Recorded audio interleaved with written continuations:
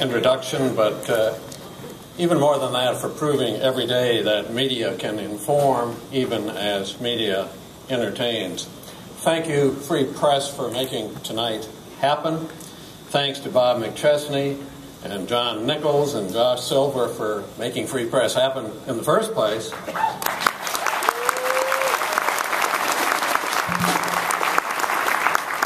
Thanks to Craig Aaron for picking up the mantle of leadership. Thank you most of all, though, to everybody who came out tonight, who came here this weekend, showing America that citizen action is alive, citizen action is well, and citizen action is determined to finish the job of media reform.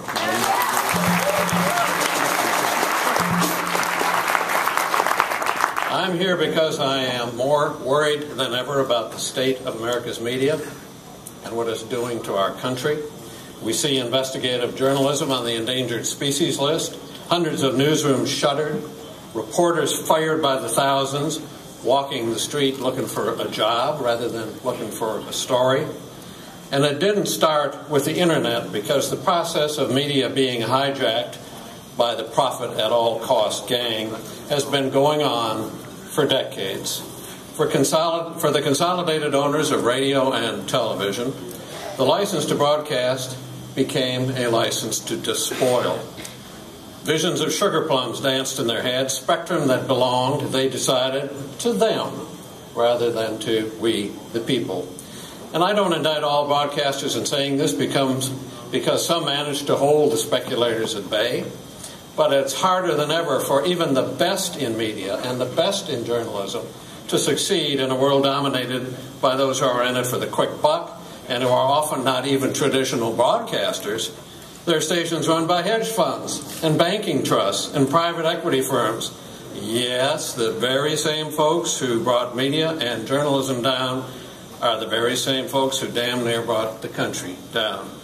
You know, having hedge funds deliver the news is like delivering lettuce by the way of a rabbit, as my old boss, Senator Fitzallen, used to say.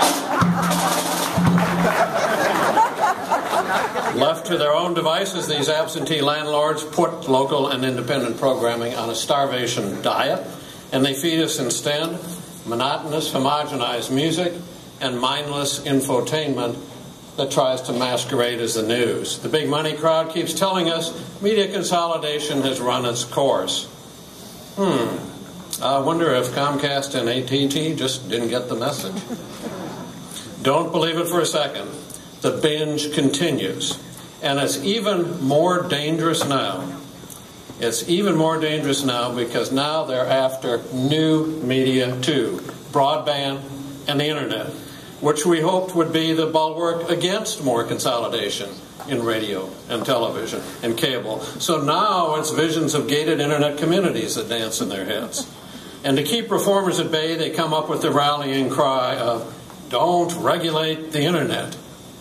What they really mean, of course, is don't let anybody but us regulate the internet or control the internet. So regardless of whether it's traditional media context or a new media context, the real question remains the same. Will we allow a few huge companies to control consumers' access to information? Hell no! No! But without a vastly increased public outcry,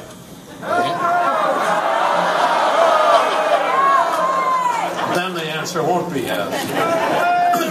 Let me ask, is there anyone here who wants a consolidated, cableized internet controlled by a few corporate gatekeepers? Is there anyone here who believes new media should suffer the same sad fate that has decimated big radio and television and cable? Is there anyone here who believes that our civic dialogue, that precious and essential conversation that we have with ourselves to keep democracy moving, is there anybody here who can believe that that can survive any more of this reckless folly? No! Secretary Clinton tells us that we are losing the information war. Globally, yes, but right here at home, too. And she was right on when she said that. Informed electorates depend upon facts, not on talking heads hurling opinions at one another.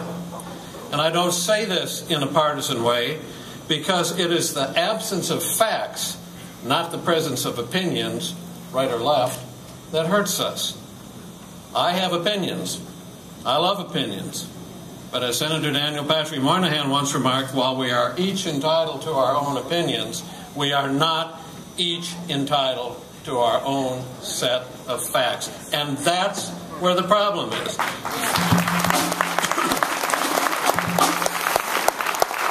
That's where the problem is. Facts that are never dug up. Stories that just don't get told. And who suffers in the process? We do.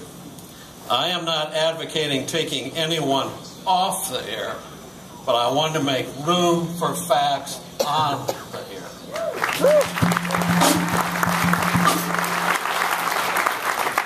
What we are dealing with here is a bad case of big media substance abuse, and they just can't break the habit.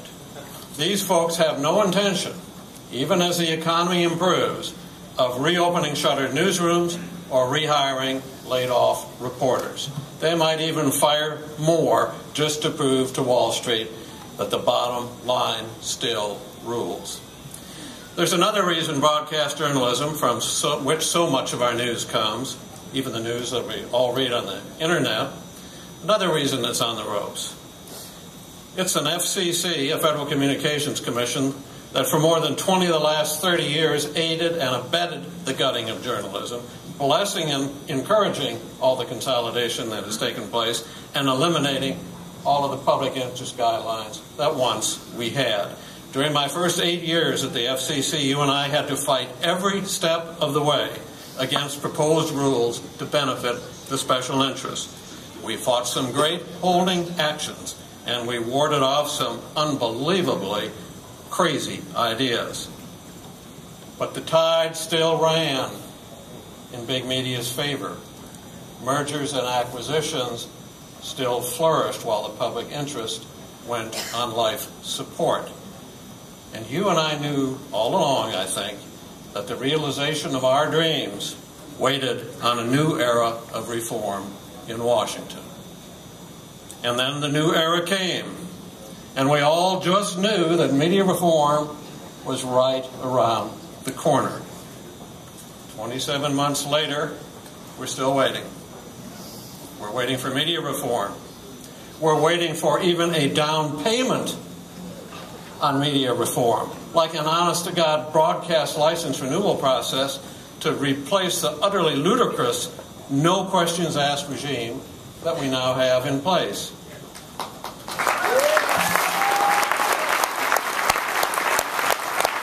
Or some public interest guidelines to encourage broadcast news, encourage diversity, encourage localism. And you know where I come from. If a station isn't doing its job, put it on probation. And if it still refuses, give its license to someone else who will.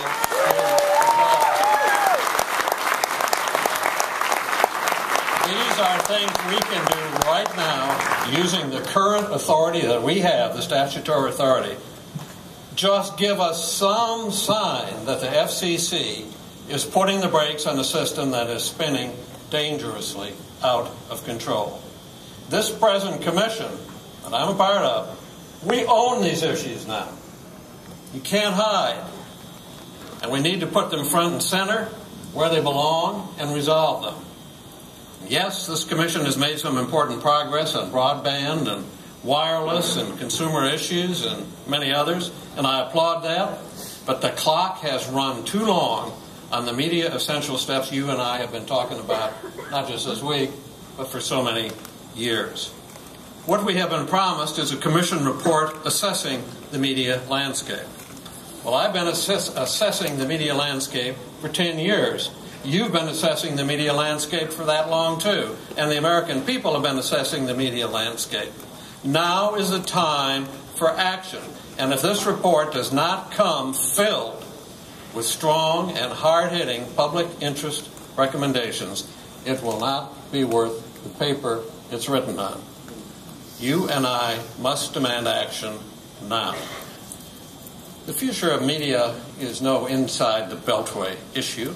You folks proved that back in 2003 when you organized the grassroots and 3 million citizens wrote in and told a previous chairman that his proposed loosening of our media ownership rules didn't fly in this country.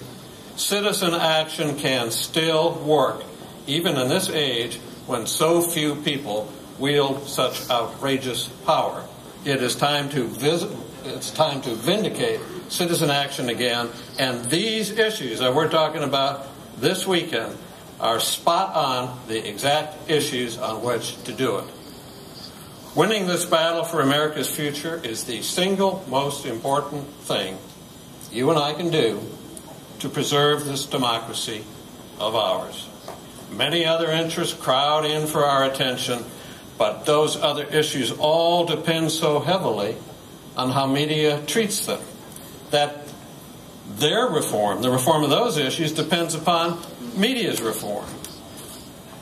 And media reform depends on you. In the end, it all comes back to each of us in this room and our allies and colleagues and families and friends and everyone you can talk to, write to, teach to, tweet to, sing to, even march with. And I, by the way, really like that march with. Get the people involved again. They are ready to listen.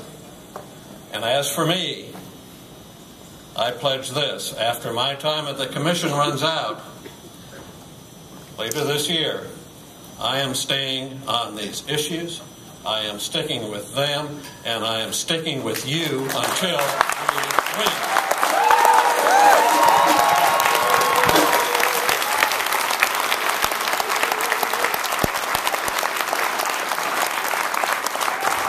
And after that, we'll celebrate.